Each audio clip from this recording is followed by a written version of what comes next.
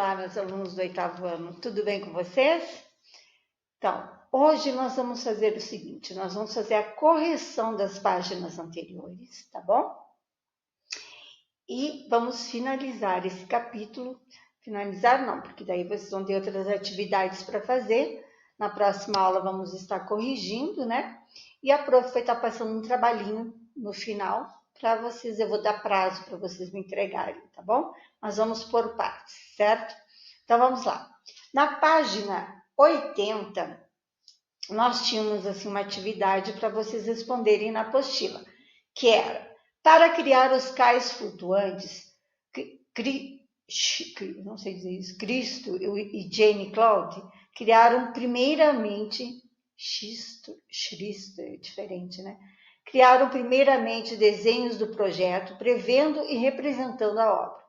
Observe a imagem abaixo, que representa um projeto de intervenção em grande escala. O que é intervenção, gente? Quando você vai intervir no meio, né? Vocês viram que eles criaram tudo aquilo em cima de um lago, né? Do mar. Não me recordo, mas era uma ilha, né? Era no mar.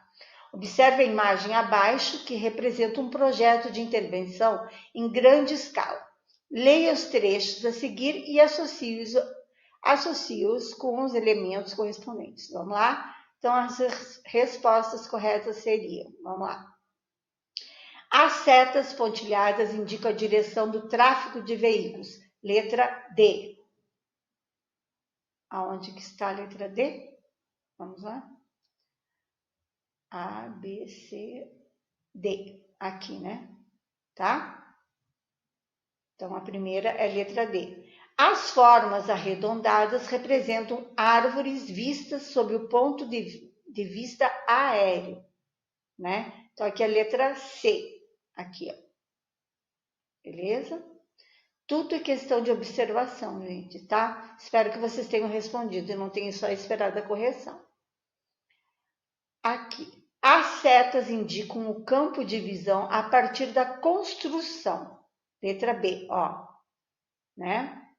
Aquela história do ponto de fuga que nós vamos estudar. Coloca para dar essa aula para vocês vão adorar. É ponto de fuga, linha do horizonte, perspectivas e tudo mais. É muito bom trabalhar com isso. Aquela questão da tridimensionalidade, né? As linhas onduladas são indicações de níveis das áreas de relevo do terreno, tá? Então, é a letra A, que seriam essas linhas aqui onduladas, beleza? Então, ficou D, opa, eita, nós. Lá vai a prof sofrendo, né? D, C, B e A. Agora lá, gente, nessa página aqui, tem uma questão, deixa eu ir aqui com o mouse bem devagar, para não pular direto para outra. Escolha um espaço para realizar seu projeto. Lembra que isso aqui, ó, essa questão número 2, eu deixei para o retorno, tá? Para a gente criar um trabalho lá na escola, beleza? Que eu expliquei na aula anterior. Então, isso nós vamos fazer lá na escola. Então, o 2 não é para ser feito, certo? Nós vamos fazer na escola. Ou não, deixa eu ver. Escolha um espaço para realizar seu projeto. Atente-se para o estudo do local, suas dimensões, escalas, elementos. Imagine também como seria uma intervenção artística e de que modo ela estaria representada no projeto. Eu marquei como retorno, tá? Então, é no retorno mesmo que a gente vai fazer a questão número 2, beleza? Então, é isso aí. Agora, nós temos correções na página 83, aqui é 82. Não, na 83 a gente não tem nada, né? Deixa eu ver. Não, 83 tem. Vamos lá para 83. Estou aqui me guiando pelo livro também. 82. Vamos lá. Nessa página aqui mesmo. Ó. A partir das pinturas que você observou, assinale a pintura que utiliza a técnica de perspectiva atmosférica. Gente, vocês viram essa perspectiva lá no livro. Então, vocês só lerem lá para vocês chegarem à conclusão que o primeiro quadrado é o que está correto, certo? Nós temos 2 quadros aqui, 2 imagens, beleza? Então, essa aqui, ó, deixa eu ver se eu consigo puxar mais para cima. Ela mostra, ó, linha do horizonte, né? No caso, um ponto de fuga aqui que vai, né? Olha aqui, ó, a linha do horizonte, um ponto de fuga que vai dar origem a essa perspectiva aqui e a profundidade, tá? Então, isso é uma perspectiva atmosférica, tá? Essa aqui já é um plano, né? Ela já é mais plano, então ela não está propriamente perspectiva. Então, ela tem a imagem de, né? Tem imagem de fundo e a da frente. Então, não seria essa questão, beleza? Aqui na página 83, vocês teriam que, vocês, né, com certeza vão responder, ou já responderam no caderno de desenho, e eu quero que vocês me mandem, então, essas atividades lá no privado, beleza? Essa é a questão número 1 e número 2, tá? Mas aqui, como sugestão, o que dá para ver? No 1, os barcos, as pessoas são os elementos mais próximos. O céu e as casas ao fundo são os elementos mais distantes. Então, olha observar. Tem que observar para poder responder. É ler uma imagem, é como ler um texto, porque sempre está reprisando isso, certo? Olha, essa questão aqui, perdão, tá? Faça uma comparação entre a pintura representada na página 81, que vocês vão retornar lá, e a pintura acima. Qual das representações mais se aproxima do real? Descreva-as, né? Elementos que fizeram você chegar à resposta. Então, aqui sugere o seguinte, que a pintura dessa página é que mais se aproxima do real. Verifique, então, vocês vão verificar essas diferenças da composição entre essas duas obras, tá bom? Então, lá no caderno de desenho, tirando fotinho e enviando para a prof, beleza? Então, agora aqui, hoje nós vamos entrar aqui nessa questão da página 84, certo? Então, observe o esquema abaixo que mostra as linhas de fuga. Gente, deixa eu tentar puxar aqui. Linha de fuga, são essas linhas aqui. Né? Aqui é um ponto de fuga, certo? E desse ponto de fuga, então, eu vou fazer, né, essas 4 intervenções e daí dali eu vou fazendo essa outra composição. Se tiver um papel quadriculado, melhor, né? Lá no caderno, você tem caderno de matemática? Faça lá numa folha de caderno de matemática, tá? Esses pontos de fugas e essas representações. São várias linhas aqui, ó, né? Tá? Então, vamos lá. Vocês vão tentar, gente, só tentar, porque quando nós voltarmos, a prof vai ensinar tudo isso para vocês, tá? Então, observe o esquema abaixo que mostra as linhas de fuga. Observe que quanto mais perto do ponto de fuga, mais próximo ficam as linhas verticais e horizontais. Quanto maior a distância do ponto de fuga, mais distante as linhas ficam uma das outras. Ou seja, as linhas diagonais limitam o tamanho nas imagens. Utilize o esquema abaixo para fazer um desenho criando a ilusão de profundidade, tá? Então, eu quero que vocês olhem bem esse exemplo aqui, ó. Comece pelo ponto de fuga, certo? Marquem essas paralelas, certo? E dali, vocês, então, vão fazendo lá naquele papel quadriculado lá do caderno de desenho e vão tentar chegar a um desenho próximo a esse. Próximo, se conseguir. Porque, como disse, a prof vai trabalhar isso, perspectiva, ponto de fuga, linha do horizonte, tudo com vocês, tridimensionalidade, no nosso retorno, beleza? Então, aqui, ó, criando ilusões espaciais. É muito legal. Essa questão do cinema 3D, né, que parece que a gente está dentro do filme. Eu, particularmente, não gosto de assistir filme de 3D, né? Mas, enfim, eu gosto muito de ver essas imagens aí. Olha só, um homem solto, né, no meio de... Parece que está caindo, né? Uma ilusão de ótica, né? Então, vamos lá. Regina Silveira, Abissal, vinil adesivo, paredes pintadas em filtro de luz, tá? Lá na Polônia. Então, aqui vocês vão responder lá no caderno de desenho. Quais impressões ou sensações a imagem lhe causa? 2. Como você acha que essa obra de Regina Silveira foi feita? Vamos botar para a cabecita para pensar aí. A instalação de Abissal foi produzida com vinil adesivo, tinta e filtros de luz. De acordo com a artista, ela mostra o poder que a arte tem de proporcionar novas experiências com a realidade. É uma obra inquieta e desperta o olhar ainda aguça a curiosidade e convoca o espectador a participar dela. O uso da perspectiva cria um espaço arquitetônico, provocando uma leitura espacial. Veja os desenhos preparatórios de Regina Silveira, 1939, gente, realizados durante seu processo de criação. Olha todo o estudo de perspectiva, né? De pontos de fuga. É um trabalho solto, é uma composição muito bem elaborada, né? Não é uma coisa fácil de fazer, mas é técnica, gente. Técnica todos nós conseguimos aprender, tá bom? Então, esses foram os desenhos preparatórios para a produção da instalação Abissal de Regina Silveira, 2010, tá? Então, esses estudos, ela nasceu em 1939, né, gente? Então, bem interessante. Vamos lá para a próxima aqui. Deixa eu ver se fechou aqui. Vamos lá. Vocês já viram esses desenhos em algum lugar? Alguns livros? Eu acredito que sim.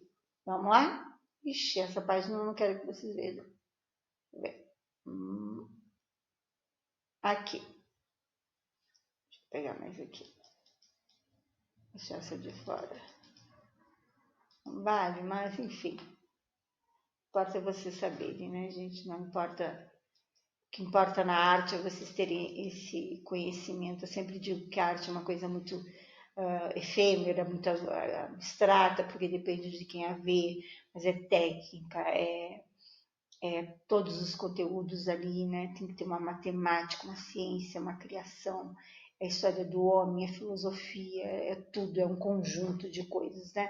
Então, aqui, você conheceu a perspectiva, uma técnica que permite ao artista representar uma imagem com ilusão e profundidade em um espaço que é plano. Observe a imagem a seguir. Você acha que o artista utilizou a perspectiva na elaboração dessa obra? O que vocês acham? Respondam lá para mim no caderno também, tá? Olha só. Vocês acham que ele usou perspectiva? Observem bem, gente. Profundidade. Olha só, cada elemento, ó. Cada coisinha. Plano de fundo, né? Tá? Então, vamos lá. Então, sátira sobre a falsa perspectiva. Olha aqui, uma falsa perspectiva, tá? Então, vamos ver essa questão da falsa perspectiva. Vamos lá. Deixa eu pegar aqui no meu mousezinho, porque... Então, eu vou ler no livro aqui que tá. Essa gravura chamada Sátira sobre a Falsa Perspectiva foi criada por William Hogarth, tá? Em 1697 a 1764, que foi o ano que ele faleceu, né? Em 1754, para um panfleto que abordava a técnica de perspectiva. Nela é representada uma cena com exemplos impossíveis de técnica.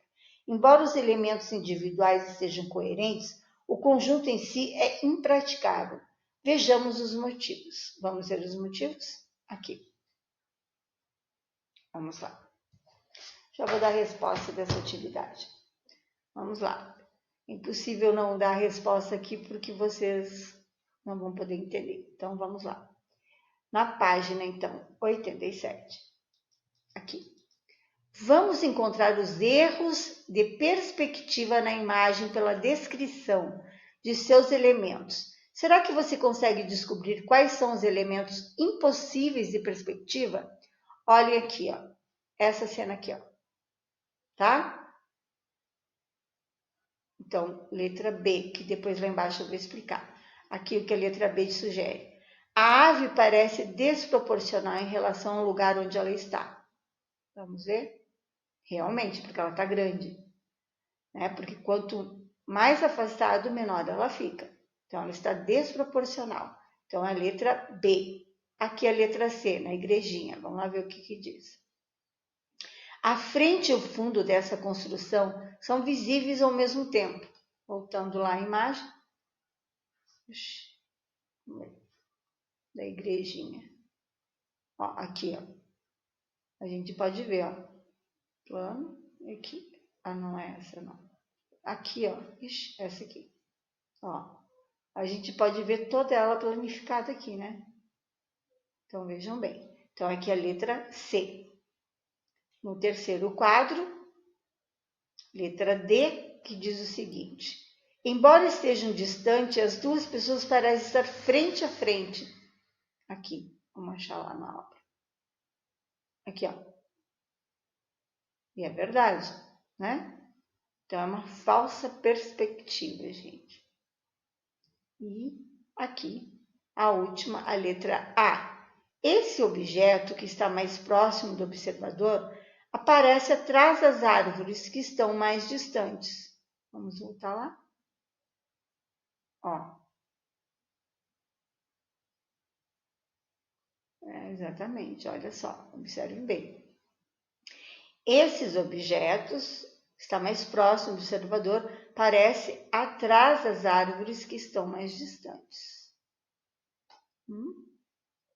Compreenderam? Que é a carrocinha lá. Essa aqui, certo? Então, aqui devia ser menor, em termos de perspectiva, né? Tudo que está na frente é maior e quanto mais distante, fica menor do nosso ponto de vista. Então, tá, aqui já está respondido. Mas vocês vão responder lá no caderno de desenho, a questão número 2. Quais outras perspectivas impossíveis você consegue perceber na imagem? Encontre-as e comente com seus colegas. Então, encontre e justifique sua resposta, tá? Você sabe, então, vocês vão dar uma olhadinha lá no capítulo sobre o tipo das perspectivas e vocês vão responder, então, lá, justificando e depois nós vamos debater em sala de aula, beleza? Então, vamos para a página... Deixa eu ver aqui. 87, na apostila, questão número 2, né? E aqui a gente vai encerrando esse capítulo aqui. Deixa eu ver. É isso aí. Não é isso aí, não. Nós temos a dança, o corpo no espaço. Vamos lá. Um capítulo que vai abrangendo diversos elementos, né? O que não tem ainda? Aqui. A dança, deixa eu ver se encerra. Isso. Daí tem mais uma atividade para o final. A dança, o corpo no espaço. Qual o espaço que seu corpo ocupa? E como o nosso corpo e suas características que nos deslocamos pelo espaço... Deixa eu puxar mais aqui para... Aqui. Qual o espaço que seu corpo ocupa? E com o nosso corpo e suas características que nos deslocamos pelos espaços? Conhecer o espaço que ocupamos e como nos movemos e realizamos movimentos é muito importante na dança. Salia Sanou, de 1969, em 51 anos isso, né? De Burkina Faso, é coreógrafa, bailarina e estudou teatro antes de se tornar um dos nomes mais reconhecidos da dança africana. Inspirado por oficinas de dança desenvolvidas em campos de refugiados na África por meio da organização African Artists, por Devalup. A prof não vai muito no inglês, mas vamos lá. Vamos ler como a gente entende, né? Melhor que ficar inventando palavras que não existem. que utiliza a dança como instrumento de apoio psicológico para populações de refugiados em 8 países africanos. Sanon compôs o espetáculo do Desejo de Horizontes. Por que está ligado à perspectiva? Porque o horizonte, né, como eu digo, a linha do horizonte, está ligado à perspectiva, certo? Então, gente, ó, vejam bem. Vamos ver se tem alguma atividade aqui embaixo. Opa! Aqui, eu vou ler lá no livro, tá? Então, esse espetáculo reflete sobre luta, resistência e desejos no exílio, apresentado por 6 bailarinos, um contador de histórias e 2 jovens refugiados africanos traz para o palco o tema do exílio, tanto do ponto de vista territorial como isolamento e da perda da identidade dos imigrantes que estão em constante deslocamento, além de questionar os conceitos de territórios e fronteiras. Neste espetáculo, Sanon mostra nossos desejos, nossa força de luta e de resistência e nos convida a acessá-los. Olha só. Tá? Então, aqui tem que analisar bem, olhar bem, né? O que é o exílio, né, gente? A pessoa não está no seu próprio ambiente, é sofrer por não estar junto aos seus, a sua cultura, né? Então, é bastante sofrido, né? Então, gente, aqui nós temos na página 89, que é uma prática que nós vamos fazer no nosso retorno, tá? Nós vamos fazer, então, alguma forma referente, né? Vamos experimentar alguns motivos através da música, tá? E vamos montar uma instalação na sala de aula. Então, isso nós vamos fazer no nosso retorno. Vocês viram quantas coisas nos aguardam? Quantas coisas interessantes nos aguardam, né? Bom, gente, então aqui na próxima página, na página 90, vocês vão realizar no caderno, na apostila, perdão, tá? Então aqui, ó, a seguir, leia um trecho da entrevista de Salia Sanon sobre seu trabalho desenvolvido nos campos de refugiados da África. Eu quero mostrar que a questão dos refugiados não está assim tão longe de nós. Não importa em qual, mas em algum nível, nós somos todos refugiados. Seja os que fugiram por conta da guerra, religião, catástrofes naturais, nós temos que ir ao encontro dessas pessoas. Quando vamos ao encontro delas, vamos ao encontro de nós mesmos. Olha que bonito esse pensamento. É muito reflexivo, né? Então, aqui deixa para a atividade essa. De acordo com o trecho, com seus conhecimentos sobre espetáculos do Desejo de Horizontes, que vocês vão olhar, analisar, interpretar, de Salia Sanon, assinale a alternativa falsa e reescreva corretamente. Então, essa nós vamos fazer a correção na próxima aula, tá bom? Gente, e como eu disse que final de cada capítulo a prof ia pedir um trabalhozinho, então eu vou pedir para que vocês me entreguem no dia 25 de junho, olha que tem tempo, tá? Um trabalho sobre os tipos de perspectiva. Bom, é uma pesquisa. Você tem alguns tipos lá no caderno na apostila, mas pode pesquisar além, porque há outros tipos também, tá bom? Então, gente, as importantes estão ali, mas eu gostaria dessa pesquisa, então, para o dia 25 de junho, tá? Lembrando que a pesquisa que a prof pediu na aula anterior, no final daquele capítulo 4, né? Que era para vocês fazerem uma pesquisa sobre as características do estilo do dadaísmo e obras referentes ao tema, que essa eu quero para o dia 15 de maio. Tá? Então, a prof está dando bastante tempo para vocês. Eu vou colocar lá no grupo, se vocês não tiverem qualquer dúvida a respeito, tá? Mas eu vou procurar colocar lá no grupo, para que vocês, então, tenham mais clareza do dia dessas entregas, certo?